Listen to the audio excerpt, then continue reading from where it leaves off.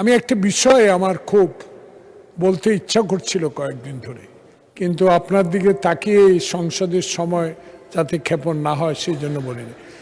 General MAG উসমানীর নাম ঢুকতে আমি দেখি, এখন মনটা ভরে যায়। এই আমলেই, এই সরকারের আমলেই এই জাতীয় সংসদের সকল সদস্যদের আজকে প্রথমে ঢুকতে যে জেনারেল এমএজি উসমানী বীর শ্রেষ্ঠদের নাম, মুক্তিযুদ্ধে যারা ৭১ সালে দেশ স্বাধীন করেছে তাদের নাম ফলক দিয়ে যে সংসদকে আপনি ঐতিহ্য করে তুলেছেন, সেই জন্য আপনাকে একটা ধন্যবাদ জন্য দাঁড়াই। Thank you.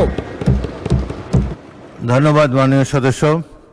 মুক্তিযুদ্ধ জাতির অহংকার এবং প্রধান সেনাপতি জেনারেল আতাউল গনি উসমানী এই দেশের একজন ক্ষণজন্মা ব্যক্তিত্ব এবং জাতির এক সূর্য সন্তান। তাদের নামে জাতীয় সংসদে এবং বীরশ্রেষ্ঠদের নামে সংসদের বিভিন্ন এলাকার নামকরণ করা হয়েছে, সেজন্য আমরা সবাই গর্বিত। আপনাদের সবাইকে ধন্যবাদ।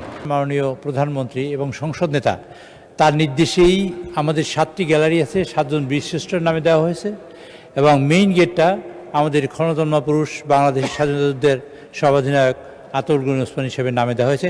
মাননীয় প্রধানমন্ত্রীর নির্দেশেই এই কাজটি করা হয়েছে এবং সে কারণে মাননীয় প্রধানমন্ত্রীকে আমি আমার তরফ থেকে এবং সংসদের তরফ থেকে ধন্যবাদ জানাতে চাই।